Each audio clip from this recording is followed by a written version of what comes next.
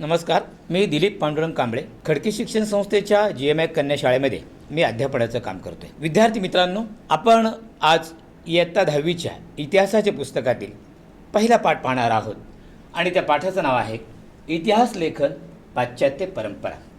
या पाठामध्ये आपल्याला एकूण महत्त्वाचे 4 घटक पाहिजेत।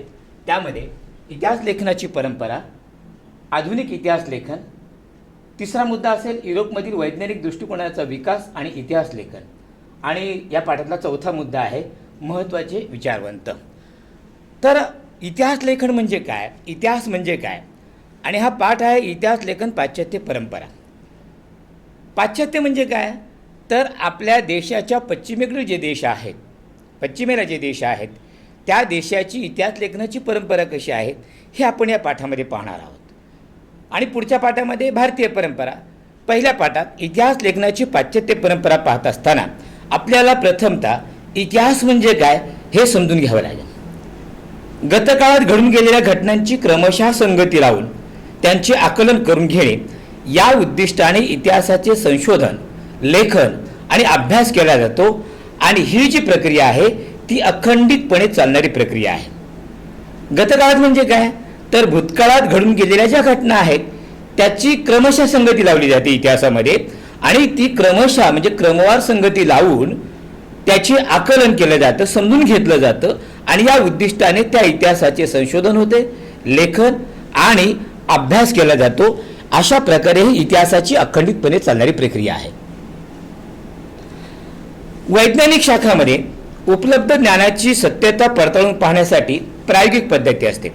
म्हणजे जेव्हा आपण एखादी गोष्ट अभ्यासतो तेव्हा याच्यामध्ये वैज्ञानिक संशोधन आणि ऐतिहासिक संशोधन अशा 2 प्रकारे तुलना केलेली आहे। तर वैज्ञानिक शाखामध्ये काय केलं जातं, ते उपलब्ध जे ज्ञान आहे त्याची सत्यता पडताळून पाहण्यासाठी आपण काय करतो, प्रायोगिक पद्धती अवलंबतो आणि प्रत्यक्ष निरीक्षणाचा अवलंब करतो। आणि या पद्धतीच्या आधारे विविध घटनांच्या संदर्भातील सार्वकालिक आणि सार्वत्रिक नियम मांडणे आणि ते नियम पुन्हा पुन्हा सिद्ध करता शक्य होतं। पण हे विद्यार्थी मित्रांनो हे फक्त प्रयोगशाळेतच होऊ शकतं, कारण कोणत्या रसायनामध्ये कोणतं रसायन टाकलं आणि त्यानंतर काय होतं हे त्या प्रयोगाने आपण सिद्ध करू शकतो, परंतु इतिहासामध्ये तसं होत नाही।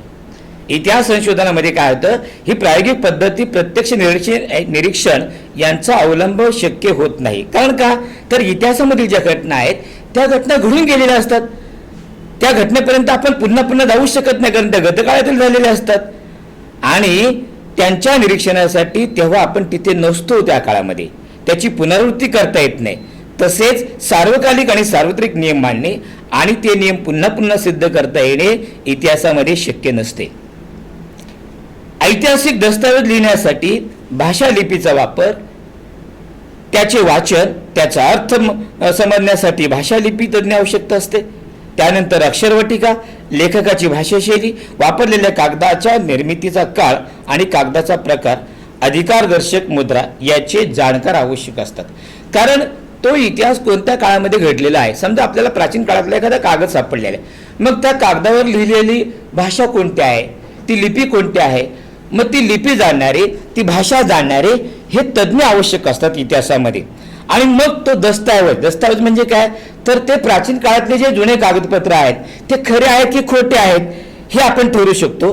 त्याचा तौलनिक अभ्यास म्हणजे त्याची तुलना केली जाते, आणि मग एखादा संशोधक सांगेल हे खरं आहे, एखादा सांगेल खोटं आहे, त्यानंतर त्याची जी तुलना केली जाते तो तौलनिक अभ्यास केला जातो, त्याच्या विश्वासार्हतेची पडताळणी करून मग तो इतिहास किती सत्य आहे हे आपल्याला जगासमोर मांडता येतं। आता याच्यामध्ये इतिहास लेखनात सहाय्यभूत ठरणाऱ्या विविध ज्ञानशाखा आणि संस्था कोणत्या आहेत याचाही आपण जरा विचार केला पाहिजे। मग त्याच्यामध्ये पुरातत्व अभिलेखागार, हस्तलिखितांचा अभ्यास, पुराभिलेख, अक्षरवटिकाशास्त्र, भाषारचनाशास्त्र, नाणकशास्त्र, वंशावळीचा अभ्यास या गोष्टीचा अभ्यास करणं अत्यंत महत्त्वाचं आहे। आता पुरातत्व म्हणजे तुम्ही पाहिलं असेल, आता मेट्रोचं काम चालू आहे आणि या मेट्रोच्या कामामध्ये उत्खनन केलं जातं। मग त्या उत्खननामध्ये प्राचीन काळातली सोन्याची नाणी सापडतात, सोनं सापडतं, आणि मग त्या पुरातत्वामध्ये ज्या ज्या गोष्टी सापडल्या त्याची सत्यता पडताळून पाहावी लागते। अभिलेखागार म्हणजे ज्या ठिकाणी हे दस्तऐवज ठेवलं जातं त्याला अभिलेखागार असं म्हणतात। हस्तलिखित म्हणजे आपण हाताने लिहिलेले जे काही कागदपत्र आहेत, त्यानंतर भाषा रचनाशास्त्र अक्षरवटिकाशास्त्र, अक्षरवटिका म्हणजे काय, म्हणजे अक्षरांना वळण देणे. हे अक्षर कोणत्या काळातलं आहे ते इतिहासकार त्या अक्षरावरून सांगू शकतो. नाणकशास्त्र म्हणजे नाण्यांचा इतिहास, वंशावळीचा अभ्यास आणि या सगळ्या गोष्टीचा अभ्यास आपल्याला इतिहास लेखनात सहाय्यभूत होणाऱ्या विविध ज्ञानशाखामध्ये करता येतो. आता याच्यामध्ये आपल्याला इतिहासाची मांडणी कशी करता येईल, त्यामध्ये इतिहास संशोधन पद्धती आहे. त्यात महत्त्वाचे 6 घटक आहेत, त्याचा आपण अभ्यास करूया. उपलब्ध ऐतिहासिक माहितीचे संदर्भ तपासणे, ऐतिहासिक माहितीचे संकलन, ऐतिहासिक बदलांना कारणीभूत असणाऱ्या प्रक्रियांचे स्वरूप अधोरेखित करणे आणि त्याचे तौलनिक विश्लेषण करणे. म्हणजे काय, तर जी आपल्याला उपलब्ध माहिती आहे त्या उपलब्ध ऐतिहासिक माहितीचा आपल्याला संदर्भ तपासला पाहिजे की ती माहिती कोणत्या काळातली आहे, त्याचा संदर्भ आहे त्या काळामध्ये कोणता राजा होऊन गेला. दुसरं काय आहे तर ऐतिहासिक माहितीचे संकलन, ऐतिहासिक बदलांना कारणीभूत असणाऱ्या प्रक्रियांचे स्वरूप अधोरेखित करणे. म्हणजे त्या प्रक्रियेचे स्वरूप, त्या काळातील बदल, ती ऐतिहासिक माहिती याचं महत्त्व आपल्याला अधोरेखित करणं महत्त्वाचं आहे आणि त्या आधारे त्याचा तौलनिक त्याचं विश्लेषण केलं पाहिजे, त्याची तुलना केली पाहिजे. विशिष्ट ऐतिहासिक घटनांच्या उपलब्ध माहितीचे स्थळकालात्मक संदर्भ तसेच ऐतिहासिक अभ्यास पद्धतीच्या विविध संकल्पनात्मक चौकटीचे आकलन करून घेणे. म्हणजे काय, तर ज्या विशिष्ट घटना आहेत, उदाहरणार्थ आपल्याला माहिती आहे की आपली प्राचीन संस्कृती म्हणजे हडप्पा संस्कृती, आणि ही हडप्पा संस्कृती सिंधू नदीच्या तीरावर ती हडप्पा संस्कृती उदयाला आली.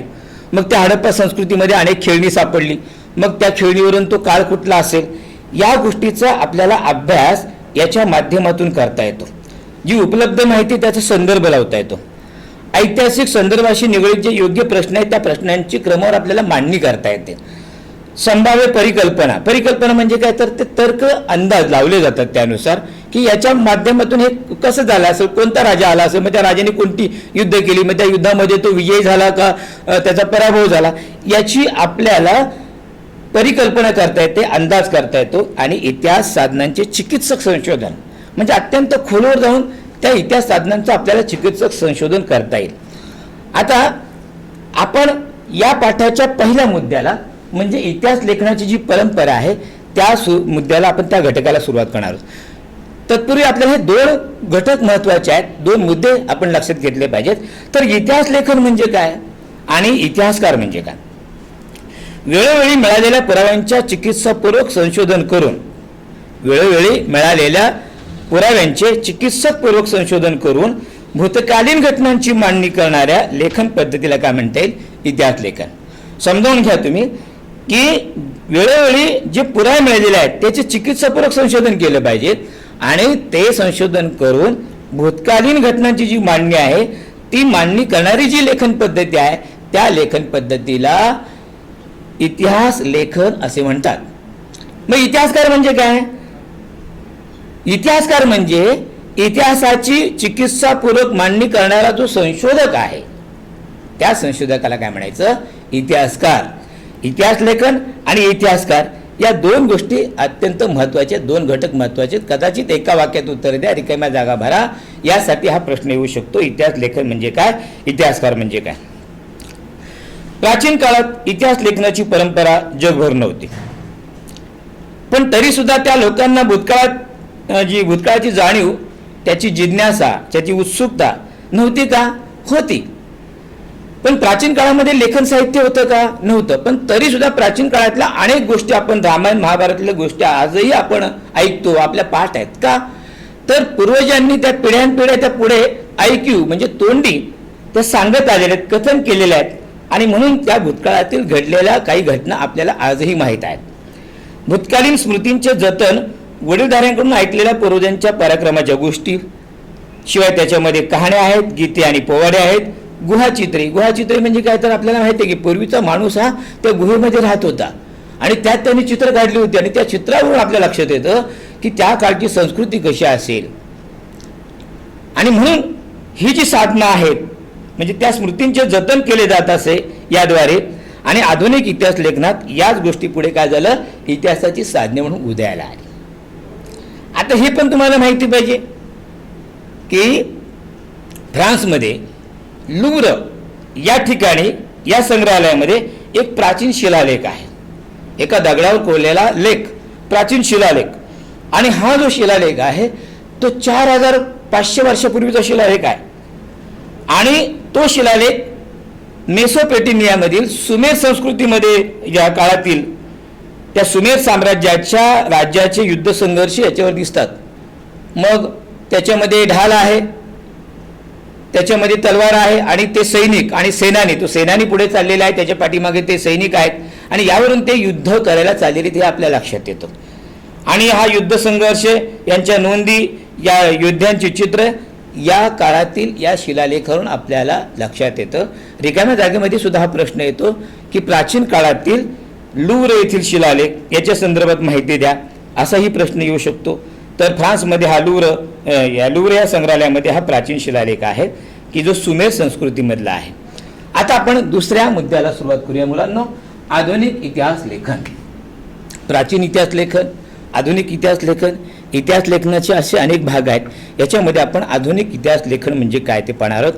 त्यामध्ये प्रथमतः आपल्याला आधुनिक इतिहास लेखनाच्या पद्धतीची 4 वैशिष्ट्ये आपल्याला पाहिजेत. परीक्षेला प्रश्न येतो, आधुनिक इतिहास लेखनाच्या पद्धतीची 4 वैशिष्ट्ये कोणती. त्याच्यामध्ये पहिलं वैशिष्ट्य आपल्याला असं सांगता येईल, ही पद्धत शास्त्रशुद्ध आहे. इतिहास लेखनाची जी आधुनिक पद्धत आहे ती कशी आहे, शास्त्रशुद्ध पद्धत आहे. तिची सुरुवात योग्य प्रश्नांची मांडणी करण्यापासून होते, कारण या इतिहास लेखनाची जी पद्धत आहे ती योग्य आणि क्रमशः प्रश्नांची मांडणी करून या पद्धतीला सुरुवात होते. दुसरं जे वैशिष्ट्य आहे ते म्हणजे हे प्रश्न कसे असतात, मानव केंद्रित असतात, मानवावर आधारित असतात. मानव हा केंद्रबिंदू असतो आणि मानव केंद्रित हे प्रश्न तयार केले जातात. म्हणजेच ते भूतकाळातील विविध मानवी साम्राज्याच्या सदस्यांनी विशिष्ट कालावधीमध्ये केलेल्या कृती संबंधी असतात. प्राचीन काळापासून मानवाने त्या काळामध्ये जे काही कृती केलेल्या आहेत त्या कृतीच्या संदर्भात हे प्रश्न तयार केलेले असतात. इतिहासात त्या कृतींचा संबंध दैवी घटना किंवा देवदेवतांच्या कथा कहाण्यांशी जोडण्याचा प्रयत्न केला जात नाही, कारण इतिहास हा वैज्ञानिक दृष्टिकोनावर आधारित आहे. मग तिथे देवाणी केलं किंवा हे ज्या अंधश्रद्धा आहेत ह्या अंधश्रद्धेला या ठिकाणी फाटा दिलेला आहे. तिसरं जे आहे, या प्रश्नांच्या इतिहासातील उत्तरांना विश्वासार्ह पुराव्यांचा आधार असतो. कारण कुठलीही गोष्ट इतिहासकार काय करतो, कुठल्याही गोष्टीचा पुरावा असल्याशिवाय तो ती गोष्ट जगासमोर आणत नाही, त्याला विश्वासार्ह पुरावा आवश्यक असतो. आणि हा विश्वासार्ह पुरावा दिल्यानंतरच त्या प्रयत्नांना किंवा त्या इतिहासाला पुढे कृतीची जोड दिली जाते. या प्रश्नाच्या इतिहासातील उत्तरांना विश्वासार्ह पुराव्याचा आधार असतो आणि त्यामुळे इतिहासाची मांडणी ही कशी असते, मग तर्कसंगत असते, तर्क सुसंगत असते. चौथं जे वैशिष्ट्य आहे ते कोणतं आहे, तर मानव जातीने भूतकाळात केलेल्या कृतींच्या आधारे मानव जातीच्या वाटचालीचा वेध इतिहासात घेतला जातो. आता पूर्वीचा जो आपण मानव पाहिला, आपण 3री-4थीच्या पुस्तकात पाहिलं की मानवाचा इतिहास, मानवाची उत्क्रांती, मग होमोसेपियन मानव, क्रोमॅनियन मानव, निअँडरथल मानव, अशा अनेक मानव आपण पाहिले. मग त्याच्यामध्ये त्या भूतकाळातील ज्या मानवाने ज्या कृती केलेल्या आहेत, मग त्यांनी दगडाची हत्यारं बनवली, अशा ज्या काही कृती आहेत, त्यांनी अग्नीचा शोध लावला, त्या कृतीच्या आधारे मानव जातीच्या वाटचालीचा वेध आपल्याला या इतिहासाच्या माध्यमातून घेतला जातो. अशा प्रकारे इतिहासाची 4 वैशिष्ट्ये आपल्याला सांगता येतील. परीक्षेला हा अवश्य प्रश्न येतो. पुढचं जे आहे आता आपण पाहणार आहोत, तिसरा मुद्दा आहे युरोपमधील वैज्ञानिक दृष्टिकोनाचा विकास आणि इतिहास लेखन. तर आपण पाहतोय मुळात प्राचीन इतिहास लेखन म्हणजे इतिहासाचं जो इतिहास लेखन आहे ते पाश्चात्य परंपरा पाहतोय आपण, आणि युरोप खंड हा आपल्या भारताच्या पश्चिमेला आहे. तर युरोपमधील वैज्ञानिक दृष्टिकोनाचा विकास आणि इतिहास लेखन पाहत असताना आपल्याला इतिहास लेखनात वैज्ञानिक दृष्टिकोनाचा विकास म्हणजे काय हे प्रथमतः पाहावं लागेल. तर 18व्या शतकापर्यंत युरोपात तत्त्वज्ञान आणि विज्ञान या क्षेत्रात प्रगती झाली. कारण आपण पाहतो की युरोप खंडातील जे देश आहेत ते अत्यंत प्रगतशील देश आहेत आणि या देशाने 18व्या शतकापर्यंतच तत्त्वज्ञान आणि विज्ञान या क्षेत्रामध्ये खूप भरीव अशी प्रगती केलेली आहे. वैज्ञानिक पद्धतीचा वापर करून सामाजिक आणि ऐतिहासिक वास्तवांचा अभ्यास करणे शक्य असल्याचे या विचारवंतांना वाटू लागले. अमेरिका, युरोप येथे इतिहास आणि इतिहास लेखन यासंबंधी विचारमंथन केले. इतिहास लेखनात वस्तुनिष्ठतेला महत्त्व आले आणि या आधी होणाऱ्या ईश्वरविषयक चर्चा आणि तत्त्वज्ञान याऐवजी इतिहासाला महत्त्व प्राप्त झाले. म्हणजे त्याच्या अगोदर ईश्वरविषयक चर्चा निर्माण झाल्या, म्हणजे ईश्वरविषयक चर्चा होऊ लागल्या. त्यामध्ये या ईश्वरविषयक चर्चा होत असताना याच्यामध्ये तत्त्वज्ञान याऐवजी इतिहासाला महत्त्व प्राप्त झाले. कारण कुठलीही गोष्ट ही दैववादावर आधारित नसते, तर ते विज्ञानवादावर आधारित असते, इतिहासावर आधारित असते. 1737 मध्ये जर्मनीत गॉटिंगेन विद्यापीठाची स्थापना झाली. पहा, म्हणजे इतिहास, याच्या अगोदर इतिहासाला स्वतंत्र असं महत्त्वच नव्हतं. पण युरोप खंडामध्ये म्हणजे पाश्चिमात्य देशामध्ये इतिहास या इतिहासकारांना, विचारवंतांना महत्त्वाचा वाटू लागला. आणि म्हणून जर्मनीमध्ये 1737 मध्ये पहिल्यांदा गॉटिंगेन या विद्यापीठाची स्थापना झाली आणि त्या विद्यापीठात प्रथमच या इतिहास विषयाला स्वतंत्र स्थान देण्यात आलं. आणि मग त्या पाठोपाठ जर्मनीमधील जी इतर विद्यापीठं आहेत त्या विद्यापीठामध्ये ही इतिहासाची अभ्यासाची केंद्र बनली गेली. आणि मग याप्रमाणे मग आपण या ठिकाणी हा जो तिसरा जो मुद्दा आहे, युरोपमधील वैज्ञानिक दृष्टिकोनाचा विकास आणि इतिहास लेखन, याचा आपण अभ्यास केला. आता विद्यार्थी मित्रांनो, आपण या पाठातील जो दुसरा महत्त्वाचा मुद्दा आहे आणि तो चौथा मुद्दा की युरोप खंडामध्ये जे महत्त्वाचे विचारवंत होऊन गेले ते महत्त्वाच्या विचारवंताची आपण माहिती पाहणार आहोत. याच्यामध्ये इतिहास लेखनाचे शास्त्र विकसित होण्यात अनेक विचारवंतांचा हातभार लागलेला आहे. जसं आपण आता पाहिलं, जर्मनीमध्ये गॉटिंगेन या ठिकाणी विद्यापीठाची जी स्थापना झाली त्या विद्यापीठामध्ये प्रथमच, जगाच्या इतिहासात प्रथमच इतिहास विषयाला स्वतंत्र स्थान देण्यात आले. आणि त्या पाठोपाठ इतरही विद्यापीठामध्ये इतिहासाला स्वतंत्र स्थान देण्यात आले. पाश्चिमात्य देशामध्ये, युरोप खंडामध्ये जे महत्त्वाचे विचारवंत होऊन गेले त्याचा आपण थोडक्यात या ठिकाणी माहिती घेतोय, अभ्यास करतोय.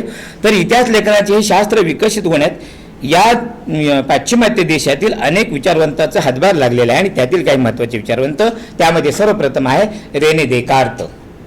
आता रेने देकार्त यांचा जो कालावधी आहे तो कालावधी आहे 1596 ते 1650.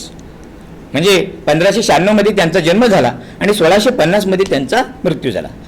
हा फ्रेंच तत्त्वज्ञ होता आणि याने इतिहास लेखनासाठी वापरल्या जाणाऱ्या ऐतिहासिक साधनांची, विशेषतः कागदपत्रांची विश्वासार्हता तपासून घेणे आवश्यक आहे असं याचं आग्रहाचं मत आहे. म्हणजे इतिहास लेखनासाठी जे आपण ऐतिहासिक साधनं वापरतोय त्या ऐतिहासिक साधनामध्ये विशेषतः कागदपत्रांची विश्वासार्हता तपासून घेतली पाहिजे असं रेने देकार्त यांचं आग्रही मत होतं. त्याने जो ग्रंथ लिहिला डिस्कोर्स ऑन द मेथड, यातील नियम शास्त्रशुद्ध संशोधनाच्या दृष्टीने फारच महत्त्वाचा मानला जातो.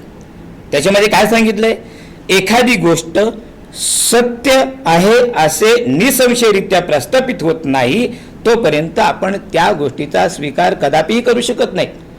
हे रेने देकार्त यांनी सांगितलं. म्हणजे ती गोष्ट जोपर्यंत सत्य आहे, हे निसंशयरित्या प्रस्थापित होत नाही तोपर्यंत आपण त्या गोष्टीवर विश्वास ठेवू शकत नाही, ती गोष्ट स्वीकारू शकत नाही असं रेने देकार्त यांनी सांगितलं. पुढचे जे विचारवंत आहेत त्यात वॉल्टेअर यांचा जो जन्म आहे तो 1694 आहे आणि मृत्यू 1778. आता जे वॉल्टेअर आहेत त्यांचं मूळ नाव काय आहे? त्यांचं मूळ नाव आहे फ्रान्सवा मेरी अर्विये.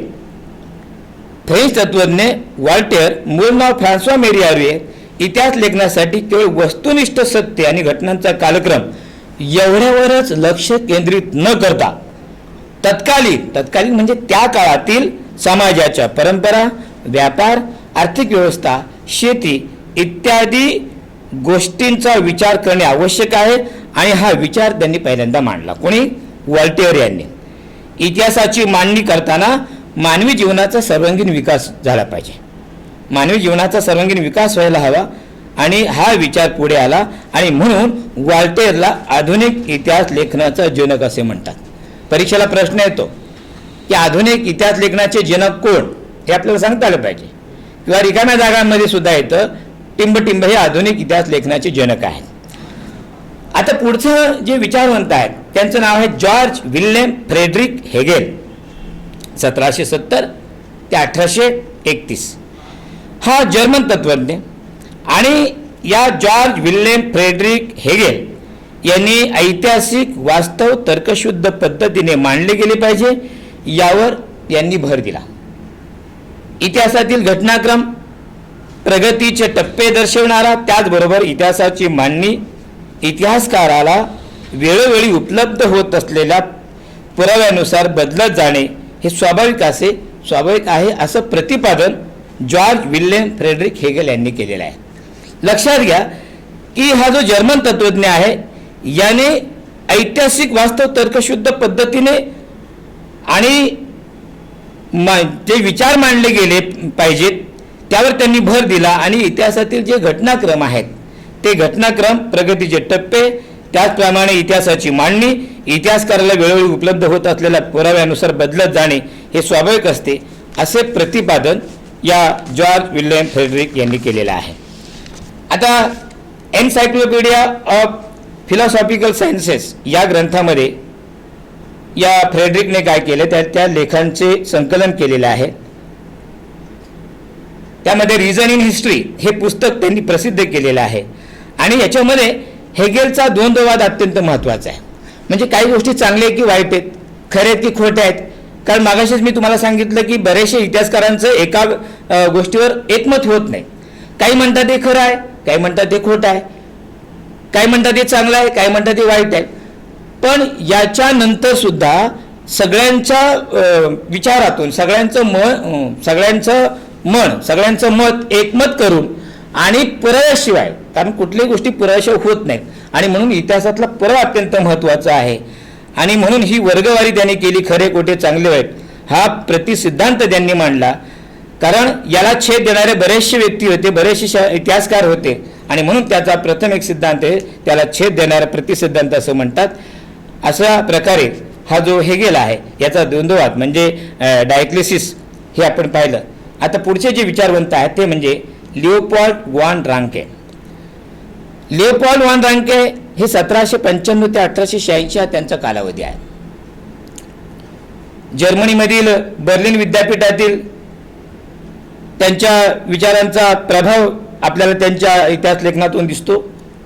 इतिहास संशोधनाची चिकित्सक पद्धती कशी असावी, त्यानंतर मूळ दस्तऐवजांच्या आधारे प्राप्त झालेली माहिती सर्वाधिक महत्त्वाची यावर त्यांनी भर दिलेला आहे. कागदपत्र आणि दस्तऐवज यांचा त्यांनी कसून शोध घेणे महत्त्वाचे आहे असं ते म्हणतात. ऐतिहासिक सत्यापर्यंत पोहोचणे शक्य आहे हे त्यांना याच्यातून सांगायचं आहे. The theory practice of history, the secret of world history या ग्रंथामध्ये त्यांनी विविध लेखांचं संकलन केलेलं आहे. लिओ वॉन रांके यांच्या संदर्भात आपण ही आता माहिती पाहिली. त्यानंतर आपण पाहूया या विचारवंतातील अत्यंत महत्त्वाचा विचारवंत म्हणजे कार्ल मार्क्स. 1818 ते 1883 हा त्यांचा कालावधी आहे आणि यांच्या सिद्धांतामुळे इतिहासाच्या दृष्टिकोनात महत्त्वाचा बदल घडवून आणणारी एक वैचारिक प्रणाली अस्तित्वात आली.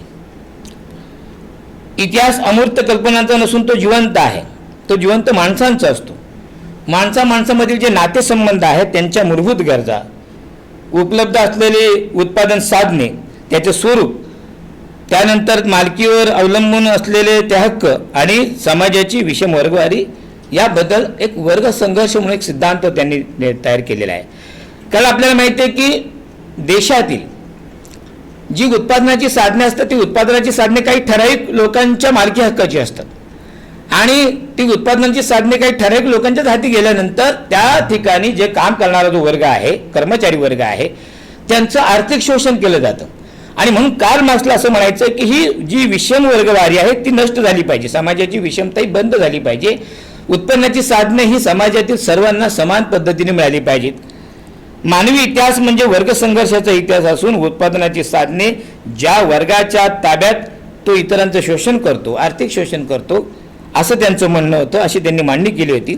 आणि कार्ल मार्क्सचा स्वतःचा जो ग्रंथ आहे तो दास कॅपिटल अत्यंत महत्त्वाच्या परीक्षेला येऊ शकतं. कार्ल मार्क्स आणि त्यांचा ग्रंथ दास कॅपिटल, या दास कॅपिटलमध्ये त्यांनी बरेचशी मतं आपली व्यक्त केलेली आहेत. हा ग्रंथ प्रसिद्ध आहे.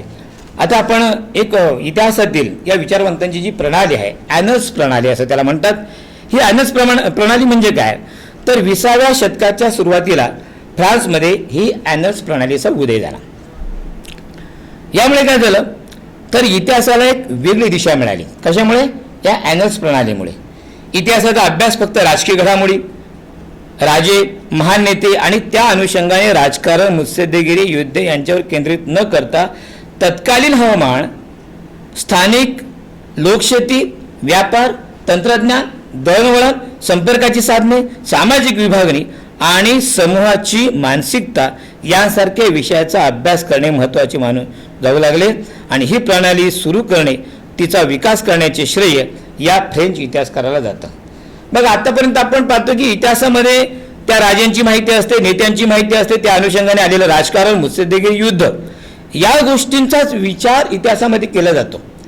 ॲनल्स प्रणाली काय सांगते की फक्त याच्यावर लक्ष केंद्रित न करता आपण तत्कालीन म्हणजे त्या काळातील हवामान कसं असेल, तेथील स्थानिक लोकांचं राहणीमान कसं असेल, शेती कसे असेल, व्यापार, तंत्रज्ञान, दळणवळण, संपर्काची साधने, सामाजिक विभागणी आणि समूहाची मानसिकता याचा सुद्धा अभ्यास करणं महत्त्वाचं आहे.